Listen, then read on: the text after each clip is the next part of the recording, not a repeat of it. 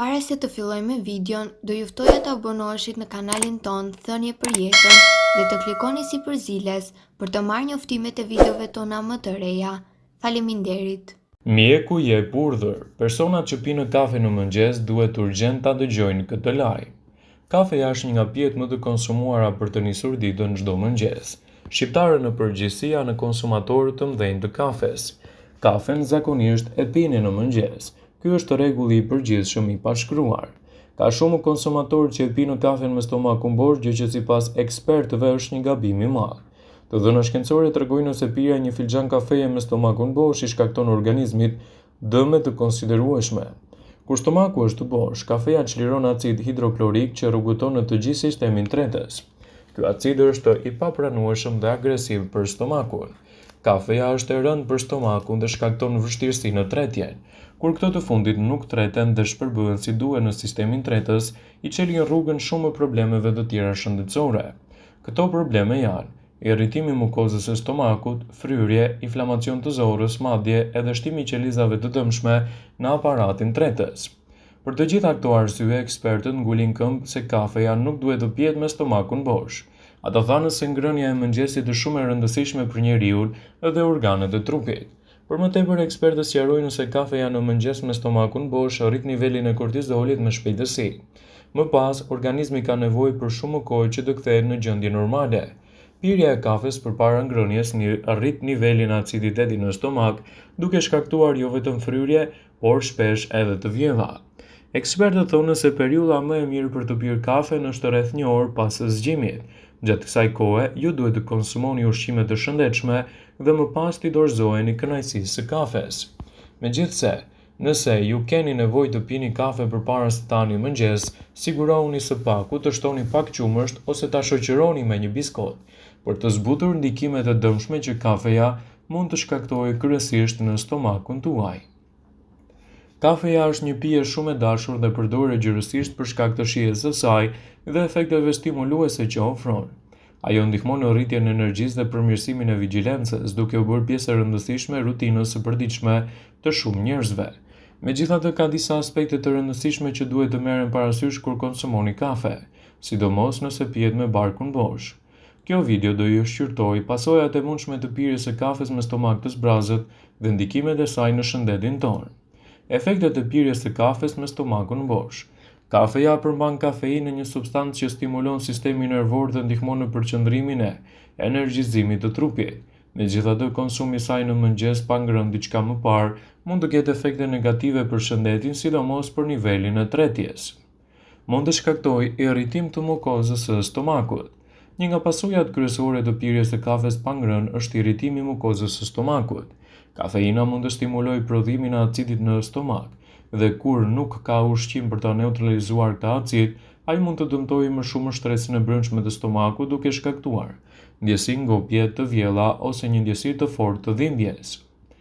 Rritje e prodhimit të acidit në stomak. Kafeina mund të rrisë prodhimin e acidit në stomak, çka është një problem që kafeja konsumohet me stomak të zbrazët. Ky acid i tepërt mund të shkaktojë shqetësime si gastrit ose ulcer, duke acaruar muret e stomakut dhe duke sjellë ndjesi të pakëndshme si djegje ose hidhërim. Refluksi gastroezofageal. Një efekt tjetër i mundshëm i pirjes së kafes me stomak të zbrazët është rritja e mundësisë për të zhvilluar refluksin gastroezofageal. Ky fenomen ndodh kur acidet në stomak kthehen në ezofag, duke shkaktuar ndjesinë e djegjeve në krahëror, dhimbje ose shenja të irritimeve të stomakut. Ndikim në tretje. Kafeina ka gjithashtu aftësinë të ngadalësojë procesin e tretjes dhe kur konsumohet në mëngjes pa ushqime në stomak, mund të shkaktojë ndjenjen e të vjellave të përzierave, duke përkeqësuar më tej ndjeshmërinë e sistemit tretës. Për të zvogëluar ndikimet e dëmshme të kafes në stomakun bosh, është e rëndësishme të konsumoni diçka përpara se të pini kafe. Ngrënia e mëngjesit e lehtë mund të ndihmojë në neutralizimin e acidit stomakal dhe mund të mbrojë mukozën e stomakut. Ekspertët këshillojnë në qasësi të mos e pini kafen me stomakun bosh, pasi mund të sjellë efekte negative për shëndetin tuaj. Ekspertët cilësojnë të mirat e kafes vetëm pasi të keni konsumuar diçka më parë. Kështu do ta keni më të lehtë të rrisni përfitimet e saj për shëndetin tuaj. Kafeja është një pije mjaft e njohur për organizmin. Gjithashtu ajo është një nga pijet më të konsumuara në mbar botën, të cilat do të sjellin përfitime të larmishme për shëndetin tuaj. Pa niveleve të larta të antioksidantëve dhe lëndëve ushqyese të dobishme, gjithashtu duket se është mjaft të shëndetshme. Studimet tregojnë se personat që konsumojnë kafe rrezikojnë shumë më pak nga disa probleme të rënda. Por para pirjes së kafes duhet të dini se asesi të mos e pini me stomakun bosh. Sipas Healthline në këtë video do të rendisim përfitimet që do të marrë organizmi juaj nga konsumi i kafes dhe të mirat që do t'i sjellë ajo shëndetit. Mund të përmirësojë nivelin e energjisë dhe t'ju bëjë që t'jeni edhe më të zgjuar. Kafeina bllokon një neurotransmetues frenues të trurit tuaj, çka shkakton një efekt stimulues. Kjo do të përmirësojë nivelin e energjisë, gjendjen shpirtërore dhe aspekte të ndryshme të funksioneve të trurit. Mund t'ju ndihmojë gjithashtu në ndjekjen më të lehtë të dhjamit të trupit. Disa studime tregojnë se kafeja mund të rrisë ndjekjen e dhjamit dhe gjithashtu të përmirësojë edhe metabolizmin tuaj, çka është një element shumë i rëndësishëm për trupin. Mund të përmirësojë edhe më mirë performancën tuaj fizike. Kafeina mund të rrisë nivelin e adrenalinës dhe të çlirojë acidet yndyrore nga indet tuaja yndyrore. Kjo gjithashtu çon në përmirësim të dukshëm të performancës fizike, citon Healthline. Përmban lëndë ushqyese thelbësore për organizmin. Kafeina përmban disa lëndë ushqyese të rëndësishme, përfshirë riboflavinën, acidin pantotenik, manganin, kaliumin, magnezin dhe niacinën, element këto shumë të rëndësishme për ju. Mund të përmirësojë gjendjen tuaj edhe kur vuani nga luhatje të forta të glukozës. Disa studime vëzhguese kanë treguar se personat të cilët konsumojnë vazhdimisht kafe kanë një mundësi më të ulët për të zhvilluar glukozë, gjë që është e rëndë për shumë njerëz në mbar botën. Kafeja është një zgjidhje produktive gjithashtu edhe për shëndetin tuaj, duke u mbajtur larg një sër komplikacionesh. Mund të mbrojë edhe nga problemet e Alzheimerit dhe problemet e demantinës. Personat që kanë një rrezik më të ulët për t'u prekur nga Alzheimeri do të përfitojnë gjithashtu nga konsumi i kafes, duke renditur atë si një nga pijet më të rëndësishme të dietës suaj, sigurisht duke sjellë rezultate të kënaqshme për shëndetin tuaj. Personat që konsumojnë kafe kanë të paktën 60% më pak mundësi për t'u prekur nga problemet e Parkinsonit, çrregullimi i dytë më i zakonshëm neurodegenerator. Mund të mbrojë shëndetin e mëlçisë.